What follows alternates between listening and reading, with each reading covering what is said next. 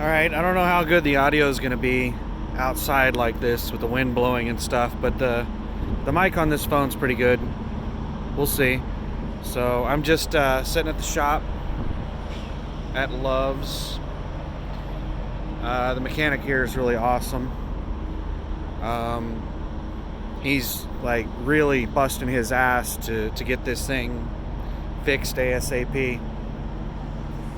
So I dropped my trailer over here next to the building, and it's just my tractor in the shop. This is my trailer right here. I'll get in between here and see if the wind dies down a little bit.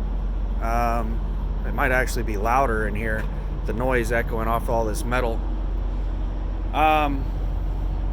So I just sat here at the Love's all weekend. It's Sunday night, and they just gave me a pre-plan. Well, not just, like several hours ago. I want to say it's like 3 o'clock in the afternoon, and it's like 8:30 now. And I'm sitting there, and I was running it through in my head. There's like, it's an impossible load to deliver on time. Only a team could deliver it on time. It's a live load that picks up at 11 a.m. Monday, and it delivers at 7 a.m. Tuesday morning. So what is that? That's from 11 to 11 would be 24 hours. So 24 minus 4, 20 hours. And it is 900, a little over 900 paid miles, which are USA Truck pays short miles, so it's more than 900 actual miles. Plus, it is somewhere in the area of 90 miles empty. So I have a delivery at 8:30 in the morning here in Indianapolis at 8:30 a.m. So then I'm supposed to drive for I don't know, an hour and a half to 2 hours after that delivery to do a live load at 11 a.m. And then I'm supposed to do 900 miles after that over the course of 20 hours. That is impossible.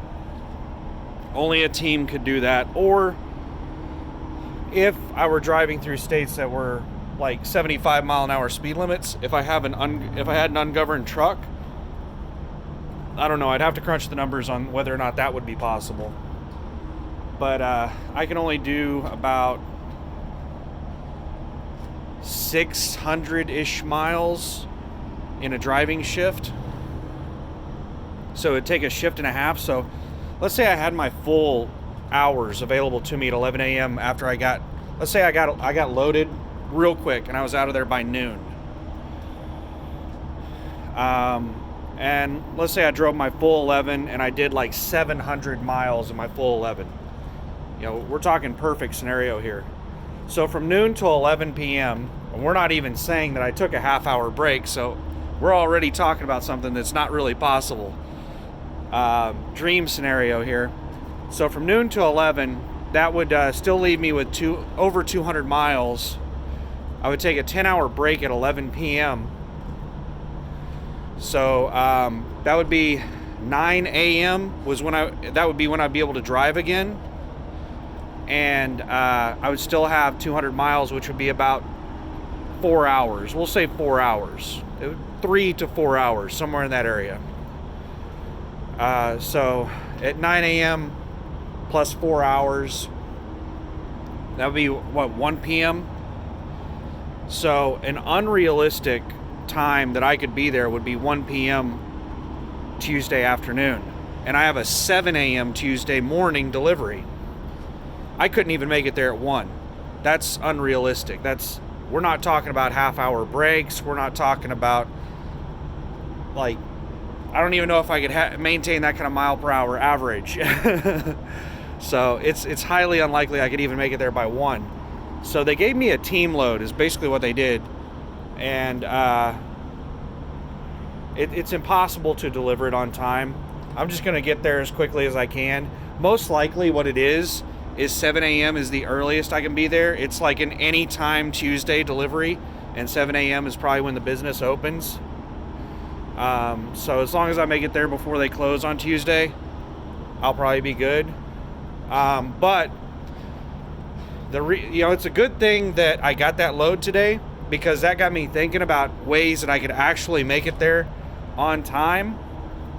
And what I was going to try to do is, I've already tried to find out if I could deliver this load early, and I can't find any information on that. My appointment is a hard appointment at 8:30 a.m. Monday morning, but I went and I spent about an hour digging through reviews on the place I'm delivering to, and apparently it's a drop and hook location. That's all they do at this place, is drop and hook. I've also read some reviews about how long it takes to get unloaded there, so I don't really know which is which. And I've also read reviews that say that they're only open like 8 to 5 Monday through Friday, and I've read stuff that says they're open 24 hours a day. I don't know which is true. So I was just going to drive over there tonight on personal conveyance, because some of the reviews say they have overnight parking. Some of them say that you can't park there overnight. I don't know which is true. I was just going to try. I was just going to drive over there and see if I could deliver this early. And then I was going to go ahead and drive to the place that I'm going to pick up. I'm going to go ahead and do that 90 miles over to this other place and see if they'll load me early, to see if I can somehow make it, this delivery on time on Tuesday morning. So I started getting everything together and doing my pre-trip and starting the truck up. Like, even before I started doing my pre-trip, I just started the truck up to start getting the, get all the air pressure up, because I've been having issues lately with air pressure. It's been taking a long time to get my air pressure up. And whenever I started the truck up and I started, going through my logs and everything and doing paperwork and putting my route in my GPS and just going through all that stuff, I'm sitting there. It's on my truck is set to only idle for a maximum of 1 minute. So I'm sitting there in the driver's seat hitting the pedal every like 45 seconds to keep the thing from shutting off while it builds air pressure. And for some damn reason, the secondary compressor isn't kicking in. It's just my secondary air pressure is bottoming. It's just at zero. It is not budging off of zero. It's like the compressor isn't coming on at all. The primary it's airing up all the way to the point where it's hitting the governor, but secondary isn't doing crap. So I tried a bunch of stuff. I turned the truck on and off multiple times. I ran the gears all the way up and down through the gears. I got out and listened for an air leak. I couldn't hear anything. I double checked that all my glad hands were connected properly. I can't think of what else I did, but that was all I can think of that I did. And I did as much as I could. I couldn't think of anything obvious that was the problem. So after about 15 minutes of jacking with it, I called roadside and told them what was going on, and told them where I was at. And they called and checked, and they said there was a mechanic here at Love's and they could get me in right now. They're like, sweet, let's do it. So I pulled the truck over. Well, I walked over here first and talked with them, and then they told me to pull the truck in. I pulled the truck in, and they looked at it for a minute. Oh, this guy is like, I got somebody parking next to me here. I don't think he realizes that, like, this is where the mechanics have people park. He's just like, creative parking. People just park wherever the hell. But the mechanic actually moved his pickup truck to have me park in this spot. But he's really busting his ass to try to get this fixed ASAP, which I'm really appreciating. And as soon as he gets me fixed, I'm going to go see if I can deliver this. And then I'm going to head over. If I can deliver it, I'm going to go ahead and drive over to the other place and see like how early they can get me loaded.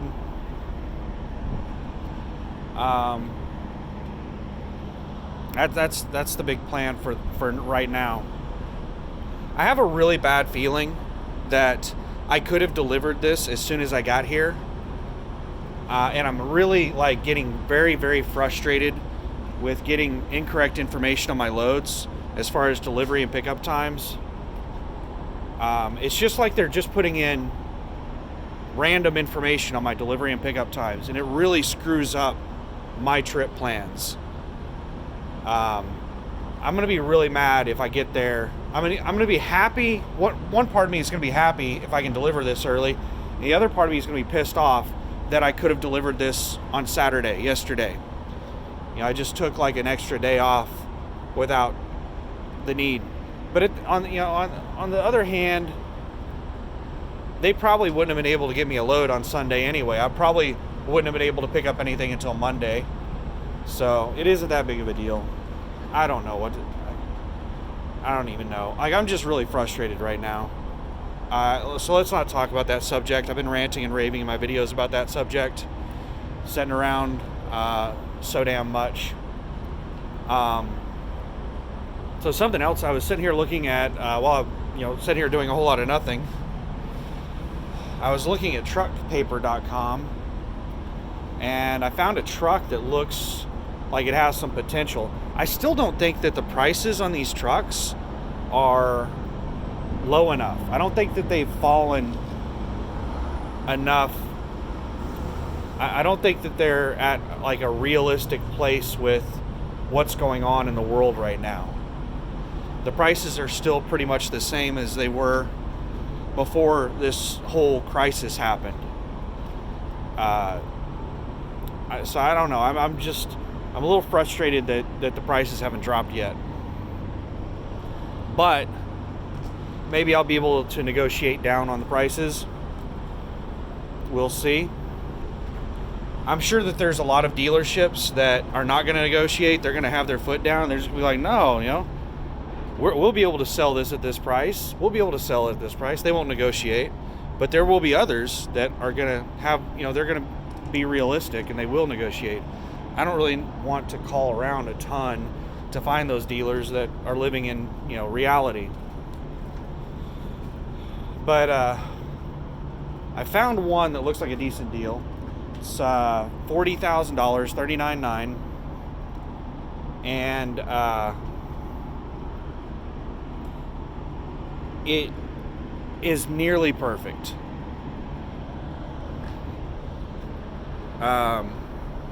Sun's going down right now. It's getting cold quick.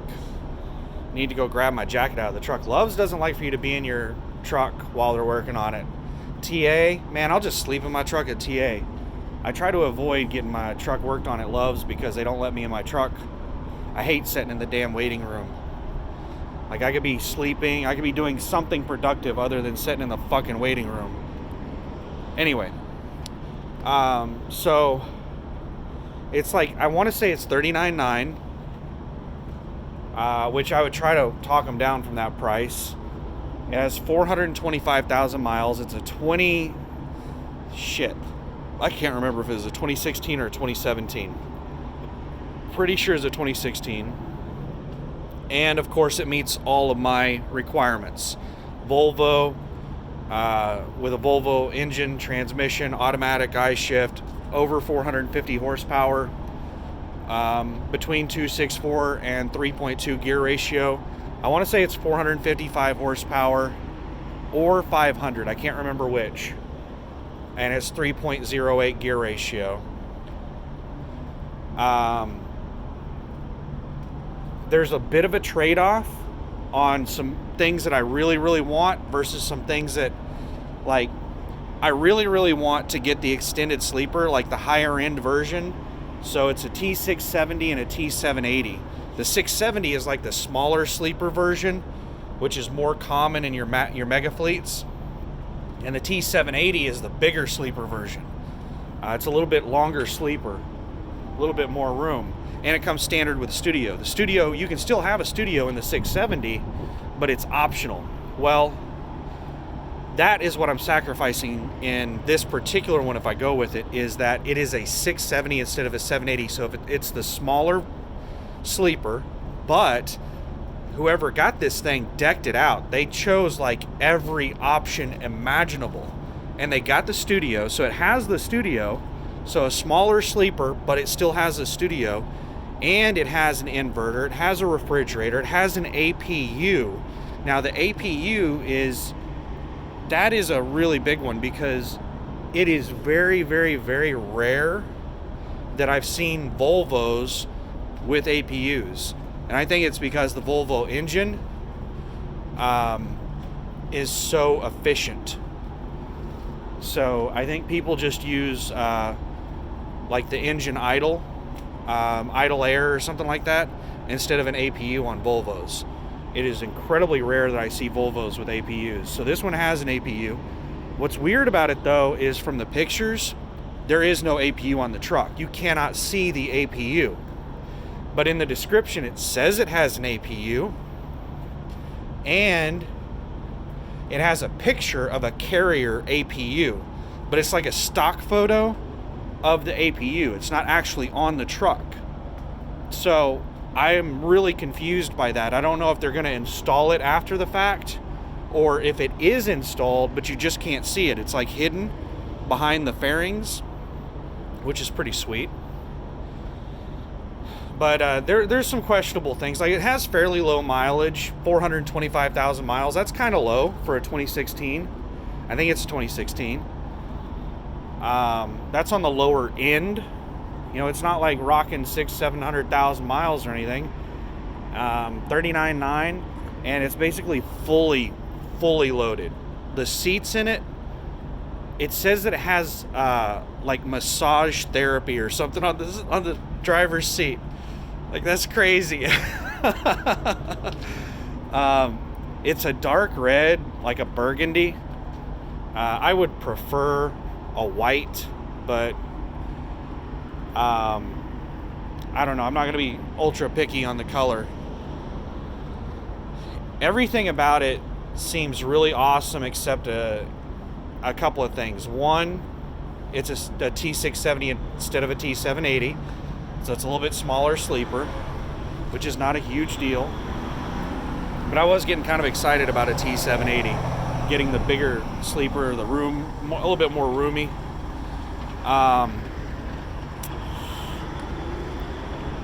And then the APU is a huge question mark. I'm really confused about the APU. They could be saying it has an APU, but it actually just has one of those battery heater things.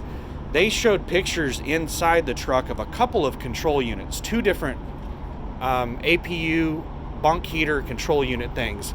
I think it might actually have an APU, and it has some kind of bunk heater on top of that, which that's pretty sweet. It's definitely something to look into if it's still available by the time that, you know, I get around to buying a truck. If I get around to buying a truck, this whole lease thing, I'm gonna have to make a decision around June 10th when it's time to lease on whether or not I'm gonna do it, because yeah, there's a whole lot of crap going on in the world. This whole Wuhan crisis, like, everything is just kind of, who knows what's going to be going on a month from now. Everything's changing by the day and by the minute. Everything I've been hearing about, I haven't like done a ton of research on freight rates and freight volume. I'm going to wait until I get closer to the time when I'm making a decision on the lease, because it's kind of pointless to deep dive in. Like, I still am aware of what's going on, but I'm not like doing a ton of research into finding out exactly what's going on. I'm still keeping aware of what's going on. And I know that freight rates are low, and I know that freight is down. I don't know exactly how low or how far down. I've heard some stuff. I've heard some scary stuff. Like, it's really hard to get over $1 a mile right now. That's terrible, because even $1 a mile, I don't know how anybody can make money at $1 a mile as an owner-operator. You'd have to have your truck paid off. You'd have to have ridiculously low operating costs to make money at $1 a mile. Or you're just running your truck at a break-even. You're not actually making any money. Maybe somebody that doesn't have a house or a car, they're just living in the truck, maybe they can actually live off of $1 a mile if they don't have any bills at home. and they're eating ramen. Like, that's it. Ramen and water. Maybe they could live off of $1 a mile. That's scary. If rates are $1 a mile when it comes time for me to make a decision on whether or not to become an owner operator, I'm probably not going to become an owner operator if those are the rates I'm going to expect. The other thing on why those rates are so low is I've heard freight volume is crazy low. Everett Madison Trucking is somebody I follow on YouTube. He's an owner-operator and a fleet owner. He runs his own trucking company, and he operates a truck within that company. So he's got a YouTube channel, and he was giving an example of how bad the supply-demand is in freight right now. And I think he was in Phoenix, and he said in Phoenix there were 600 trucks available waiting on a load, and there were only 10 loads listed. That's the reason brokers are able to get $1 a mile. Because out of 600 people, there are going to be 10 desperate people. They're going to take anything they can get. They'd rather take $1 a mile than deadhead 500 miles for a load that pays a little bit more. And it's a lot of people, from what I'm hearing, it's getting to the point where even at $1 a mile, you can't find loads. There's just not enough loads to go around. So brokers are basically able to just choose whatever in the hell they want on prices. That's what I'm hearing. But the other side of that coin is there's a lot of contract freight. So people that are relying on the spot market, well, it got like really bright. It's not that bright. There it goes back to normal.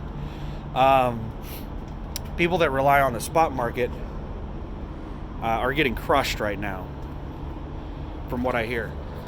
But the people who are running contract freight, either they have their own personal contracts or they're leased on with somebody like Landstar or Prime or somebody like that has their own contract freight.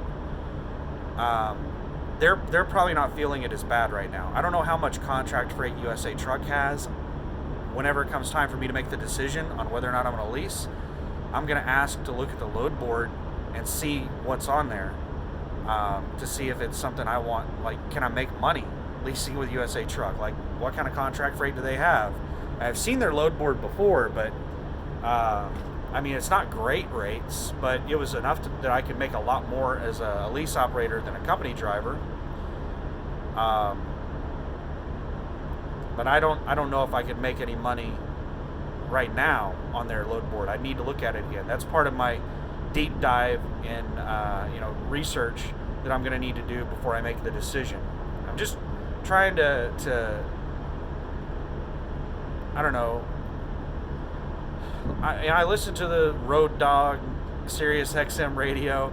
I listen to the news on Sirius. I read a lot of news. I watch a lot of YouTube videos. I try to keep up to speed on stuff. Whenever I run into a truck driver, like when I'm sitting around right now, usually there's another truck driver sitting around with me at Love's, and I'll ask them. Like, I've asked Landstar drivers. Everyone I've asked in person has told me that, like, they haven't noticed a slowdown, and they haven't noticed any change in the rates. That was a couple of weeks ago was the last time I talked to a driver about it, though. And I know Landstar probably has a lot of contract freight, so the Landstar driver, maybe they're not impacted by it yet. We'll see. I don't know. I'm going to have to deep dive into this. But I'm not going to be driving for Landstar. I'm going to be driving for USA Truck. So I need to look at their load board and see what's going on with that. But that's it. I'm just sitting here waiting on this to get finished.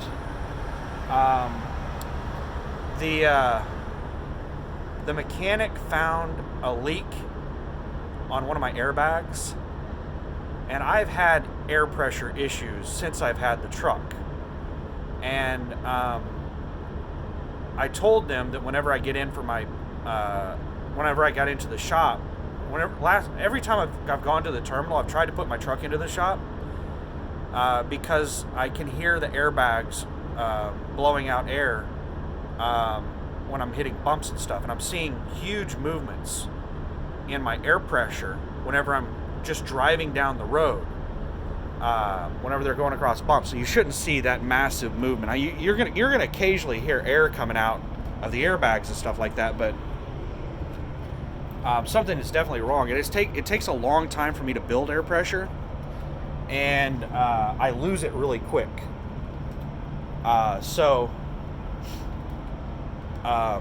He found really quickly, that one of my airbags has a leak. It's leaking quite a bit of air.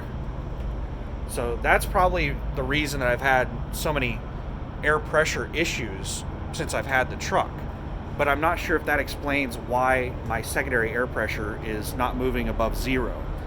I don't know if the leak is so bad that, like, I'm not going to build any air pressure at all in the second tank. He said that it's possible. I believe him. So he wanted to, the airbag obviously needs to be replaced anyway. So he was going to try to replace that airbag and see if that fixes it, and then go from there. And that's what we're doing right now. He's actually replacing the airbag, and he's also still waiting on approval for USA Truck to approve the replacement of the airbag. Now, if they deny it, I'm going to call into roadside and just rip into them, because whether or not they think that this is going to fix my issue, it's a problem that needs to be fixed. So I can't imagine them denying the work, but they've done stupid shit like that to me before. I had a headlight which has since been replaced. I eventually got it replaced, but I had a headlight assembly that was not properly sealed, that they kept denying work orders on. It had water inside of it. It would fog up on the inside. Like, it basically didn't work at all.